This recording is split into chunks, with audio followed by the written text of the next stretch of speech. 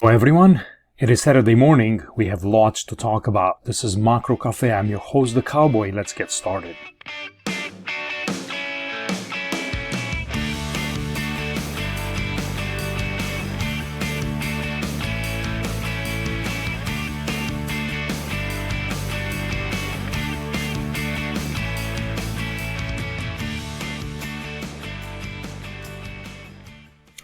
All right, so I have lots of slides. I have 47 slides, so hopefully you have enough time and, go ahead and grab a coffee and relax and let's just go over through a bunch of charts. I got some interesting things to show you.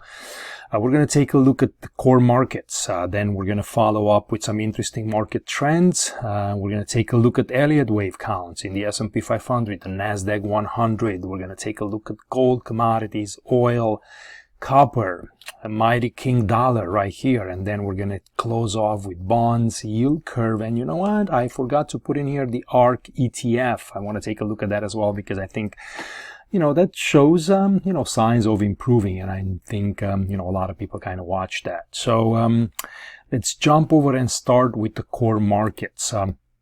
This is a look looking back for about a couple of months, and these slides are changing based on where the RSI is, and I've tried to put these in the order of a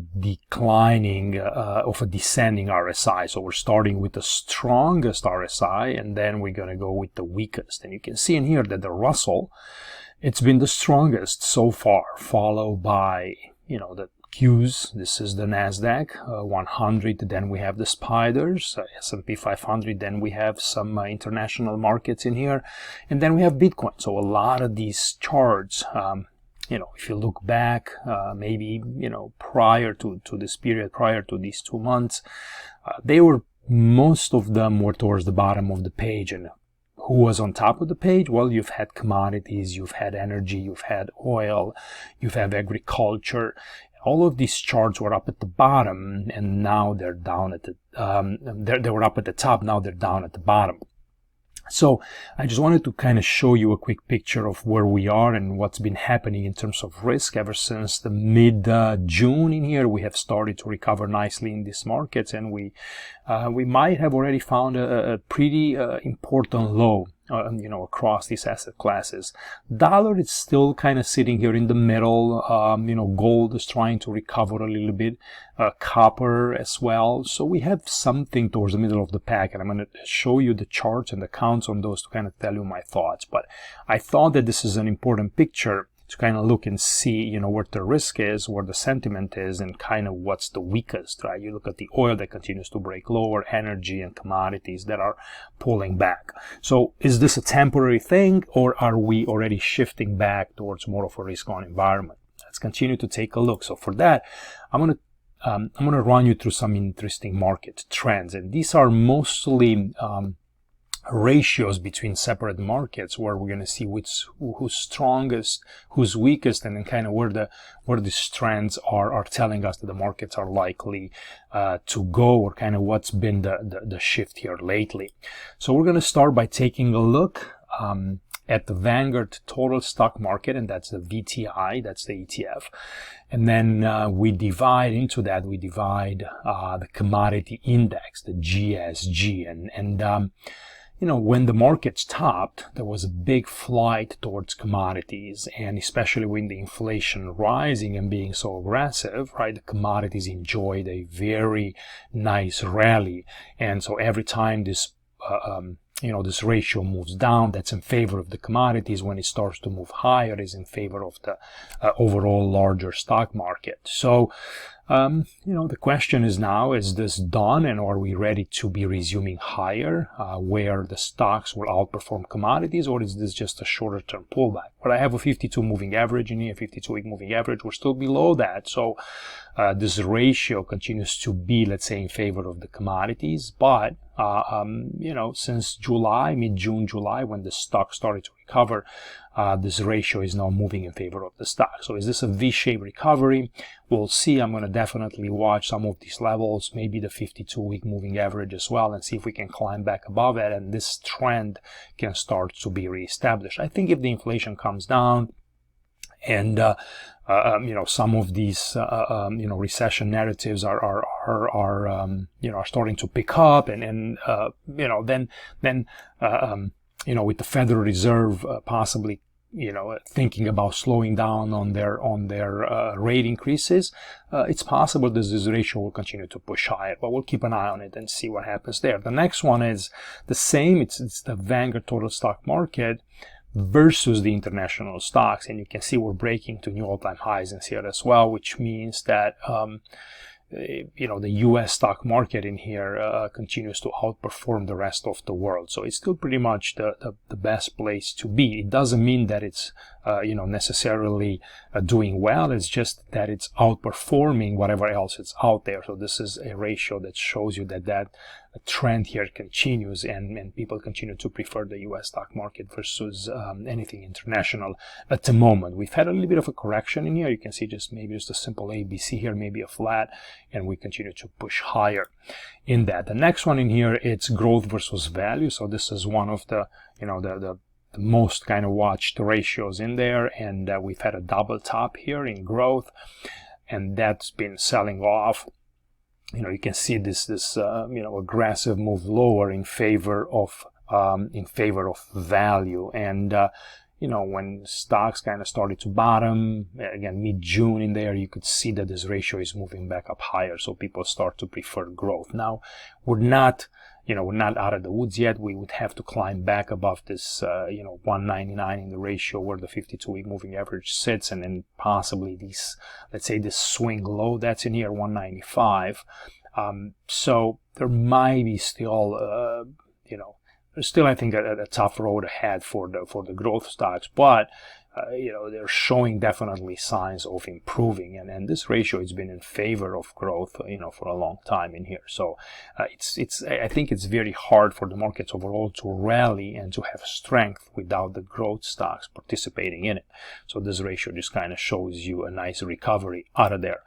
We're looking also at the technology sector. So we're just dividing technology with the total stock market to see kind of how this behaves, and you can see, since 2013, 2014, the technology sector was outperforming the market in general, and we've had a couple of corrections, right? We have from this is I think mid 2020 back in here, 2021, mid 2021, then another big rally, and then we kind of came back with the rest of the market, and we're starting to improve once again. So I think this trend is possibly going to continue. So take a look at the XLK versus the rest of the market, because it seems to be coming back nicely in here. Let's take a look at the energy sector as well. So energy versus the total stock market. Energy was just a hated sector for more than a decade, and you could see this in this ratio kind of continuing to move lower. Then after the pandemic lows, when oil kind of went negative, and that was when we started to kind of rally and shift this ratio in favor of energy.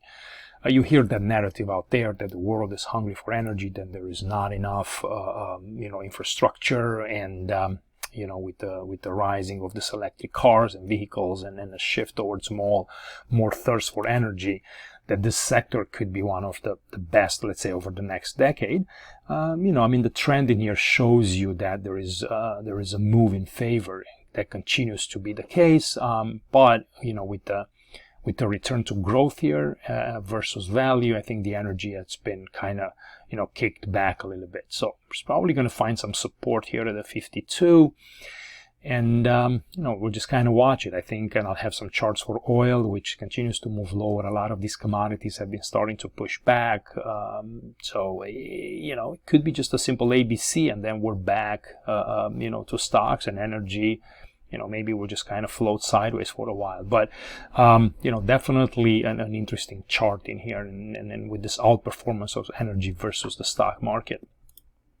Let's take a look here, and this rise, it's very interesting. So this is basically the high beta stocks, versus the low volatility stocks, and again, just mid-June, when we kind of tried to find those bottoms, you could see that there was another appetite for risk. So the meme stocks are starting to kind of come back. You notice this kind of a little bit of craziness, a little bit of excitement out there regarding risk, and this is cleanly seen in this ratio between the, high beta ETF and the low volatility ETF. So, could have been just a simple, maybe a flat correction in here, maybe a 335, or just a simple, just a WXY in here. I mean, 1, 2, 3, 4, 5 correction, and then we could be returning back to risk. Let's see if that happens or not. But the trend line in here, it's got to get watched, and then you have a big, let's say, resistance line right here at about 112. And once you climb back above that, I think those stocks are continue to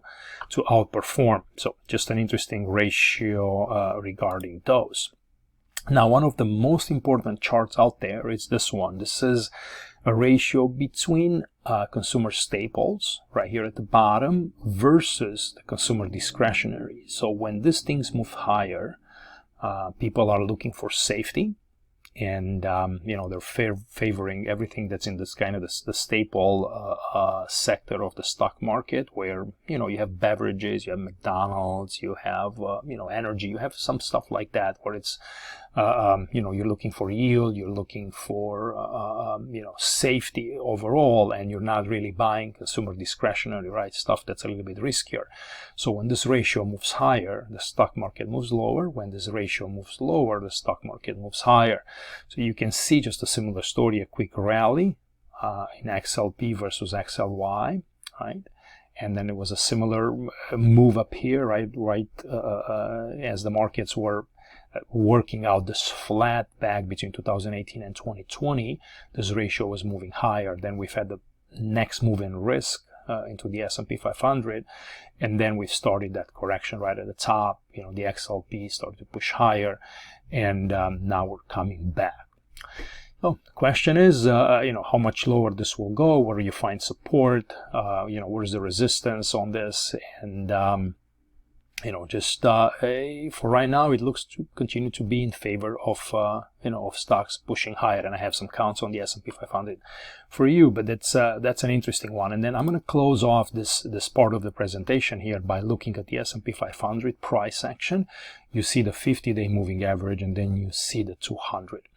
So the S&P 500 is above the 50-day moving average, and back below here you can see that now 73% of the stocks in the S&P 500 are above their 50-day moving average, which is a very important breadth indicator.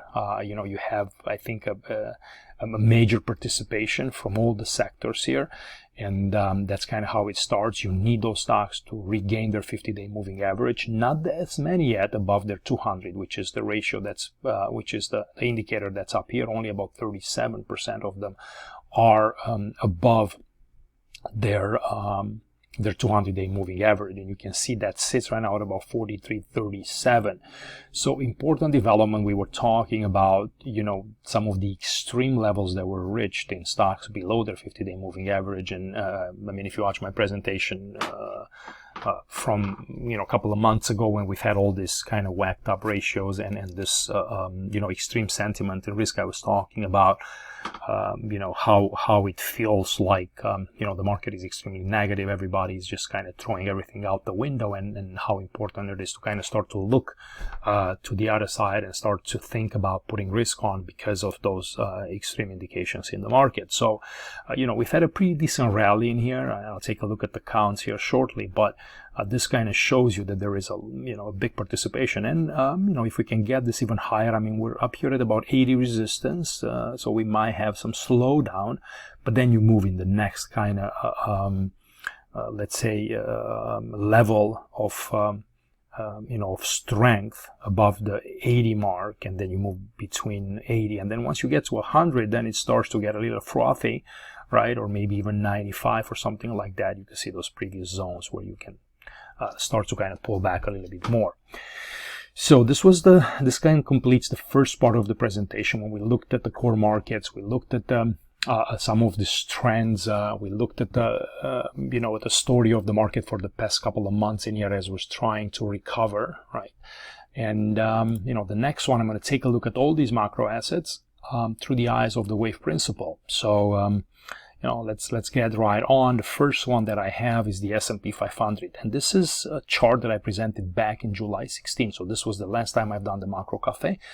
I've been in a vacation since, and I've done a Bitcoin Elliott wave analysis. So I'm coming back, trying to kind of get you guys up to date with my macro views. And so this was the stock. We were looking at the market.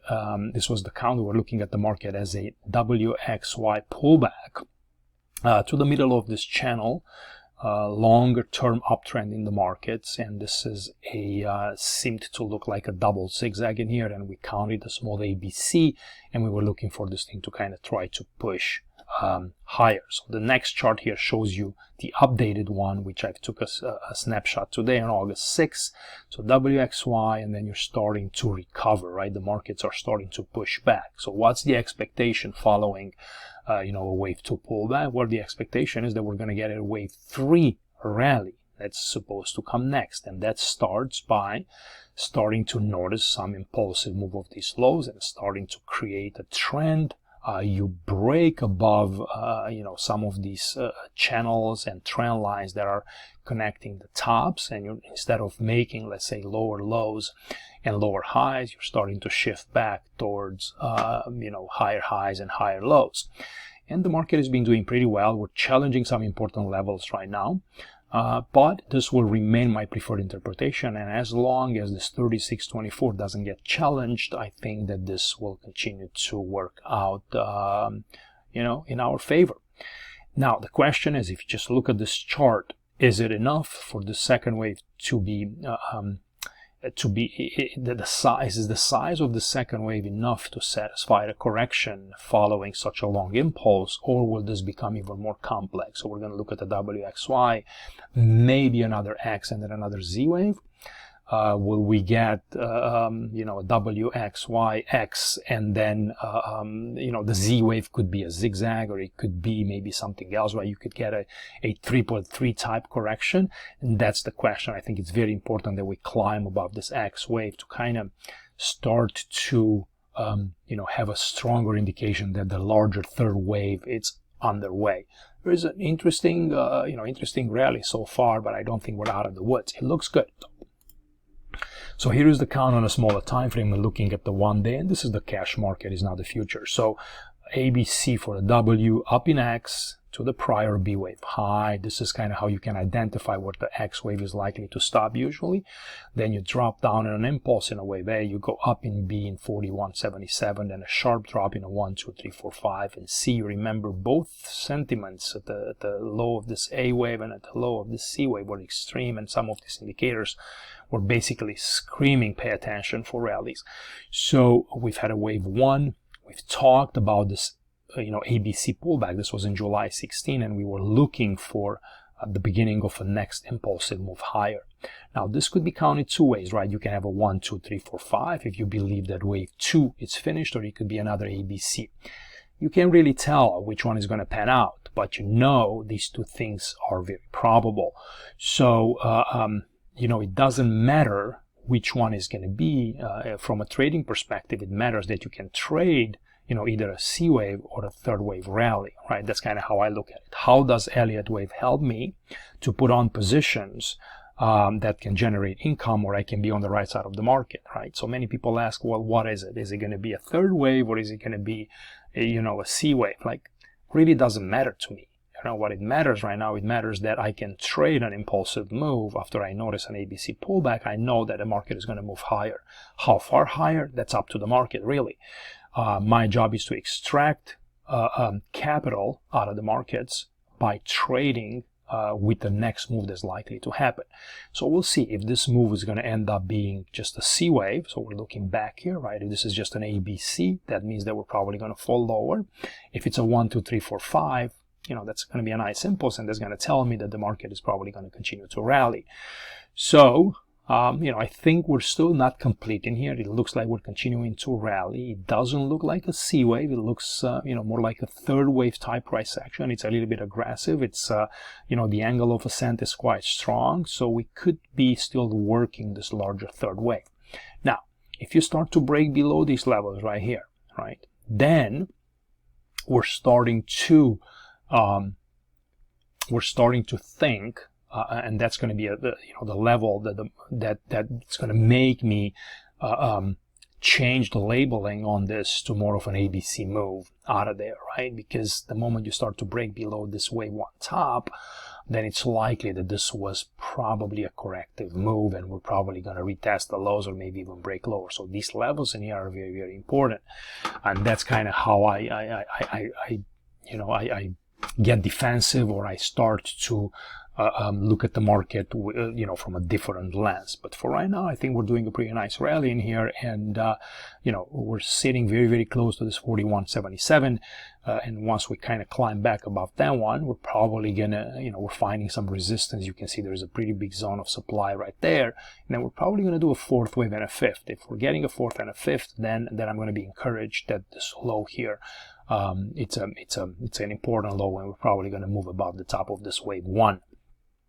So here is at a very, very short time frame. Again, just a move from July 16 and an ABC we were talking about. This one, this was a perfect setback, inequality between wave C and wave A. Just a nice, simple zigzag, right? Just a clean ABC, with the beautiful rally that kind of followed right in here, right? So, you can see, there could be a wave one, a wave two, and you could be in the middle of a third move, right? 1, 2, 1, 2, and then here comes, let's say, a third, a fourth, and a fifth, and then you can continue to press higher. Again, if you start to come back below some of these levels here, which are maybe 3,900 or something, then this rally could be a failure, and you could be looking for a move lower. Let's take a look at the Nasdaq as well, because I haven't talked about it. Back in July 16, I looked at the Russell back then, and we haven't touched on Nasdaq. So Nasdaq has been in a tear, in a super long, nice uptrend with its ups and downs, obviously, but we continue to remain really well contained inside this uptrending channel in here, and the levels here at 11,000 were challenged. The market held them pretty well. There was a failure in here below that line, right on the COVID low, and then we rallied higher. And I think, again, this is just a WXY, and we're probably about ready to move higher in this larger third wave.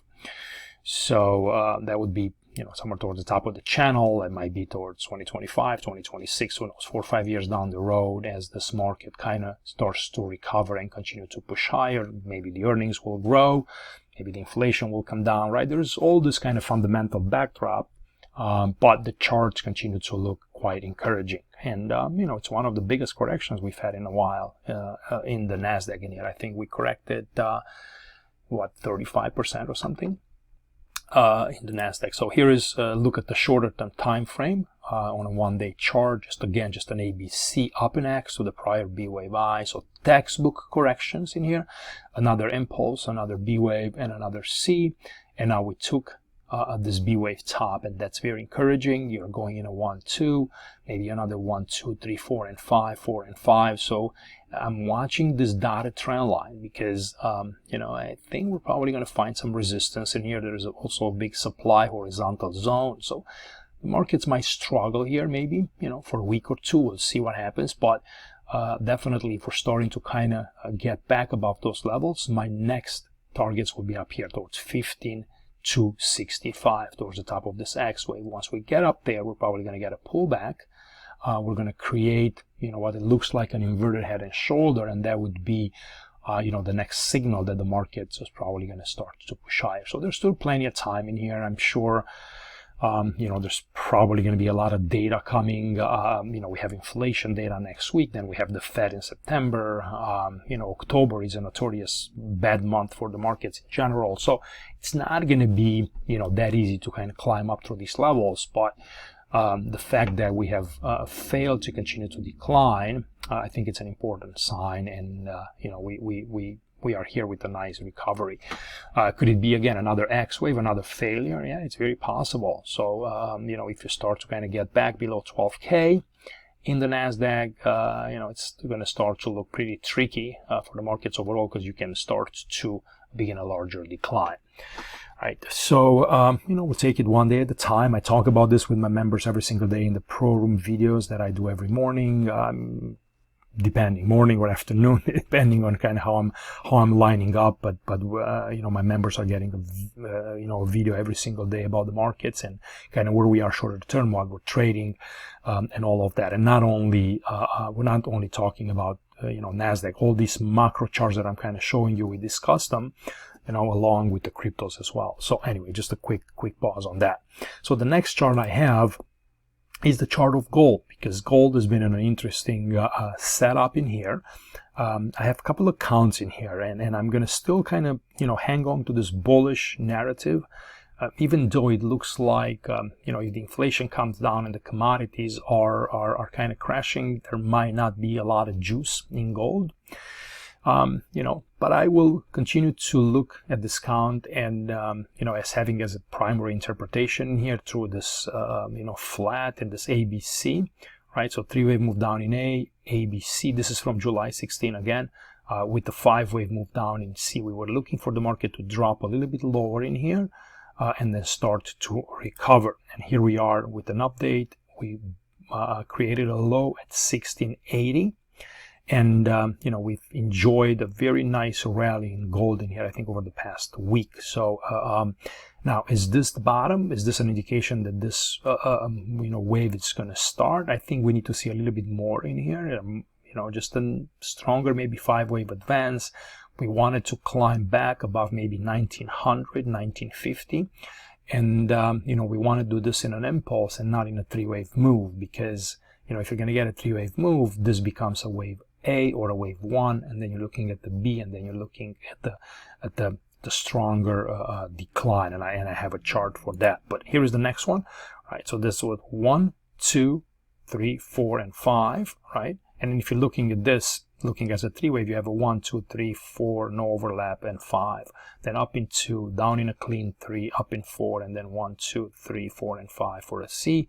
And now you're climbing in an impulse, you know, 1, 2, 3, 4, and 5. And I shorted gold with the members, I think Thursday or Friday. You know, not for much. I just was looking for this A wave. I'll close the position after the market sold off a little bit. I'm looking to, you know, reinitiate it maybe Monday, depending on how the gold will look. But I think, you know, playing for a pullback in here is not a bad idea. So come back, let's say either in a wave B or in a wave 2. You can see I have an alternate wave 1. So if the market is ready to rally, that means you're going to get a wave 1, 2, 3, 4, and 5, or you're going to get an A, B, C.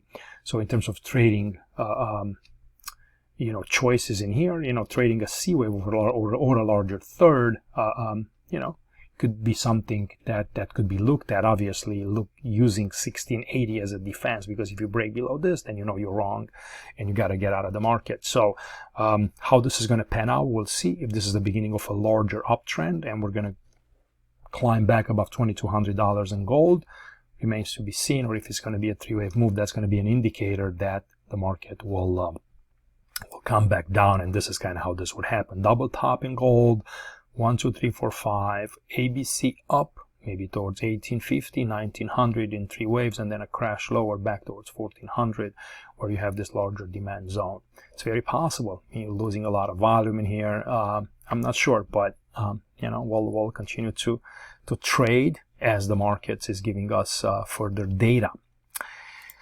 All right, guys. So I think we're at about the middle, and I'm 28 minutes in. So hopefully you're still here and you're you know, enjoying this presentation. You know, don't forget to subscribe and like and leave some comments below. Let me know what you think. Also follow me on Twitter at EWCafe. You know, we're growing in here, 744 followers. You know, people you know, want to hear what I have to say sometimes. So again, I appreciate you all being here, and don't forget to check us out right there. And then really quickly, this is the pro room. This is kind of what you're getting. If you want to try, you come in and see me, EWCafe_bot.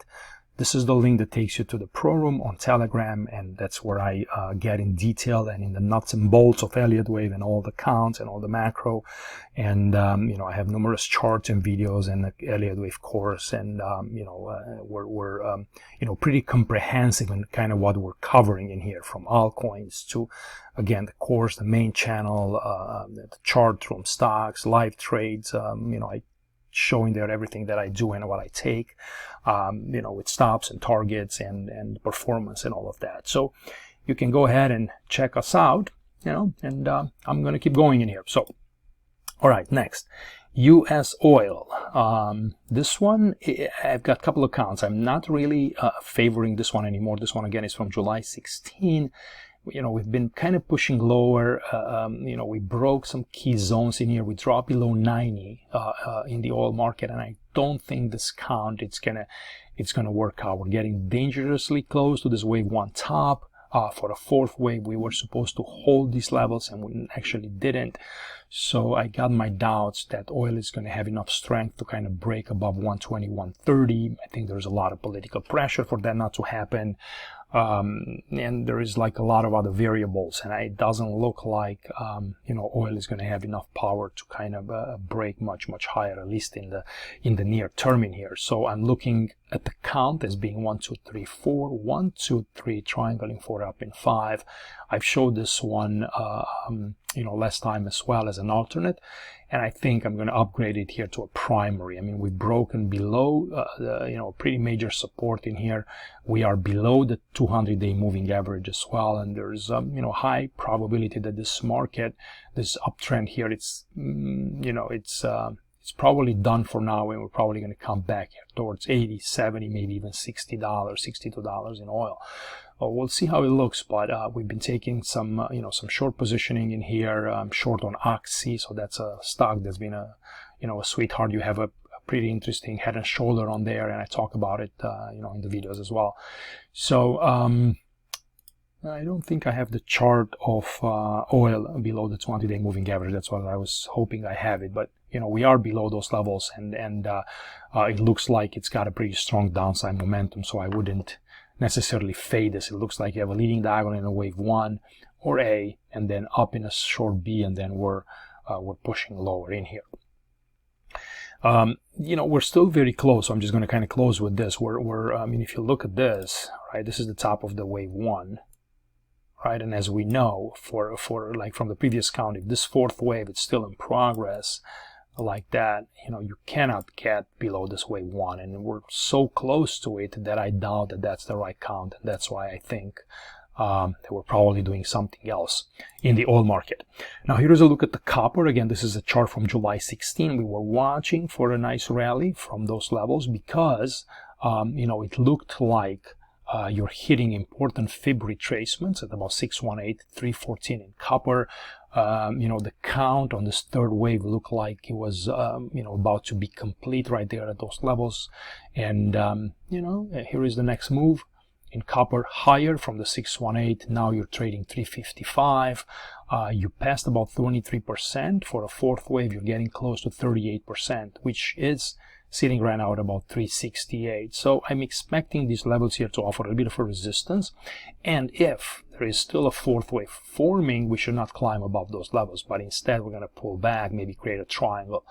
By the guideline of alternation, you can see, you know, the second wave in here was pretty sharp, so maybe this fourth wave will become a triangle with another drop lower.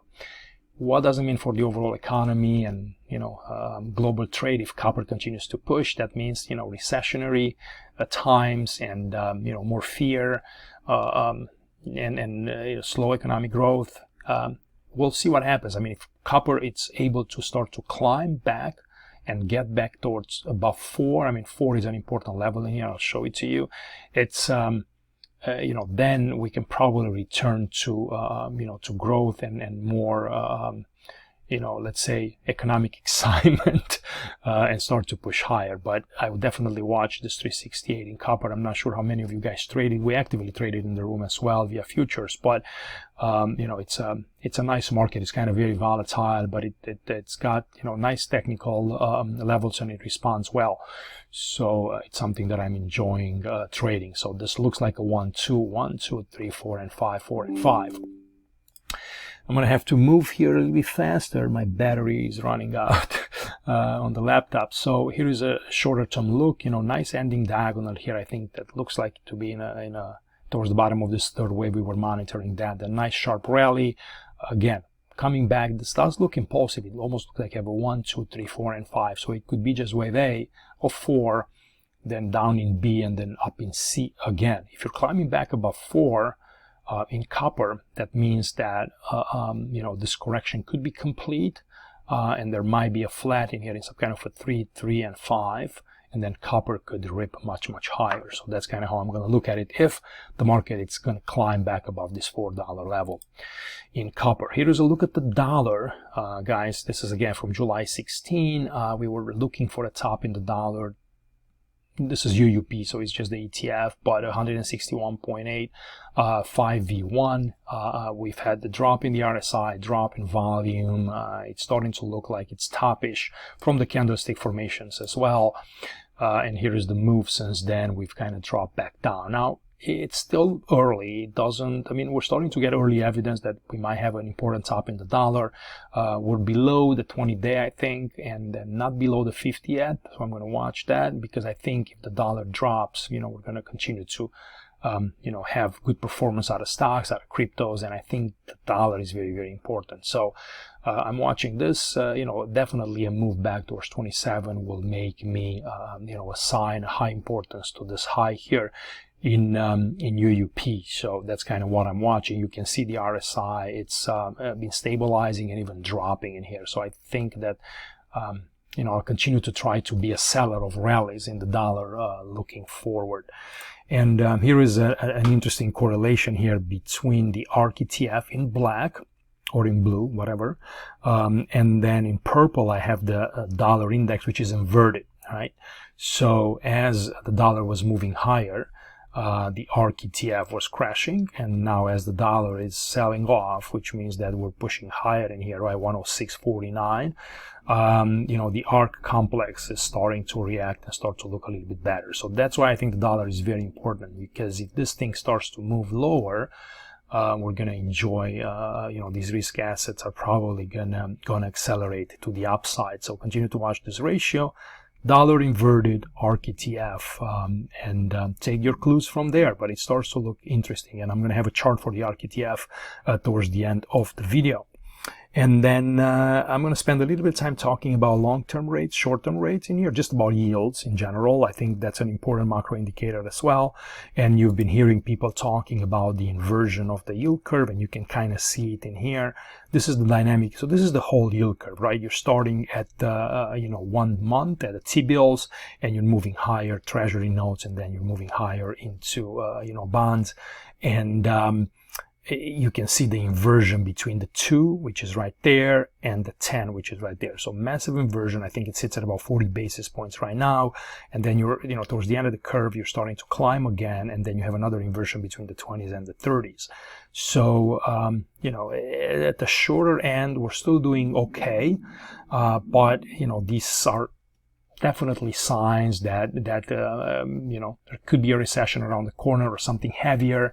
At least by the way this indicator kind of works, but we'll see. So there's some mixed signals in here, but you kind of take a look at the yield curve, kind of how it looks in here, and these are the yields. This is from a video that I've done, you know, what was this, July 16th, right? July 15th, July 16th, and kind of how the inversion was looking. So the difference between the 10 and the 2s was about 20 basis points.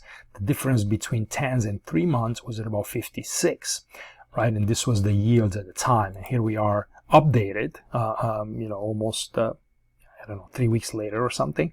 Here is the inversion right now. So it's about negative 40 basis points, 10 minus 2s in here. So we continue to accelerate to the downside. Not only that, but also on the 10 minus 3s in here, you almost went negative on it. So last time we were, you know, much higher, 60 basis points or something. What was that? Yeah, 56 basis points. And we're sitting right now at about 25 because we had a little bit shorter term rally there. But, you know, and you can see in here, I mean, there's all the inversion. So the 2-year is trading at about 324, 10-year is trading 283. So that's your 40 basis points difference right there. All right. So what impact does this have? Here is a look at the longer term charts when it comes to the inversion of the yield curve. Kind of what are the recessionary periods on there? And I mean, we haven't been to these levels since 2000, guys. And then previously was in 1990s, 1989 to 1990. So it's you know, you don't get this very often. This is an historical move in here. And, you know, we'll see if we're going to get a recession or not. I mean, with the job reports that we've had, and you know, a lot of people, macro people, talking about this inversion, and you know, what's happening with the job market. It's going to be something for the history books, I think, and it's going to, you know, definitely be worth watching. We'll be talking about this one, you know, years from now. But what I'm doing in here, it's basically I am trying to bet on a recovery of the yield curve, right, on a steepening on it, and trying to buy shorter term bonds versus long term bonds. So anything that's, you know, about 2-year bonds, you know, that I'm thinking are going to perform better, right, than the 30-year and then the longer term end. Because usually after you get these periods, then you get this massive rallies in the markets as the Fed starts to cut rates, right? So that's kind of what I would take out of this one, but keep an eye on it. It's definitely something to watch. And then here is TNX. This is the 10-year yields. The high on those was 348. You know, nice level of resistance out of there, pretty strong. And, you know, we're coming back. We're trading inside this channel. And I think, you know, we're going to continue to sell lower. I think the shorter term uptrend has been violated. And I think there's probably going to be further weakness. We've had a little bit of a rally here over the past few days in yields. But I don't think these levels are going to be taken down that easy. So, you know, I continue to look lower in yields. Plus, you know, we have a head and shoulder in here. We broke below the neckline. We're coming to retest it. We're below the 50-day moving average. If you break back above 310, it's likely that you can push higher, and this was just a failed breakdown. But until then, I will be definitely a you know, a buyer of bonds and looking lower in yields in here. The 200 day, it's sitting right now at about 226. So I'm going to close off, guys, with the Arkk ETF. This is from July 16. We were looking at this trend line, double bottom. Let's see if it breaks above it. Here we are with a nice break. It looks like this was a failed fifth wave move, and this is a leading diagonal out of there. Definitely interesting. I was showing you what's happening in the dollar. We have violated this downtrend line. The next one, you know, it's much higher, so there's plenty of room for this guy to rally. It was probably going to do a wave 1 in the diagonal, pull back in a 2 with the rest of the stocks, and then begin a larger rally in a larger third wave. And that's kind of how I'm looking at it. Here is the count. It's very messy. You know, maybe it's not perfect, but this is a big correction. So A, B, C for me for now. And then the thing that screws up everything is this decline in here that looks like a ABC for a W up in X and a super strong Y wave. Some people would argue, would say that that's a 1, that's a 2, you're in a 3, you're probably going to do a 4 and a 5. It's possible. I'm not dismissing it. So we'll see what happens in here. But, you know, you had a pretty interesting retest of this, you know, 34 level, 33 from back in the pandemic, and you know, we're starting to recover in here. So you know, good luck to Kathy Woods and her stocks in here. They've been doing pretty well, you know, lately. So that's kind of what I'm watching for a rally back to 72 in the Arkk ETF. Guys, thank you for watching. You can find me at t.me/ElliotWave, EWCafe_bot. Excuse me, you can visit me in there. We cover all these macro assets every single day. We cover Bitcoin, we cover altcoins. I appreciate you being here as always, and don't forget to subscribe and like. Leave me a thumbs up. I know it was a long video. I hope you had the patience to sit through it. Any questions, any suggestions, let me know. And as always, I will see you next time, and I appreciate you. Bye-bye.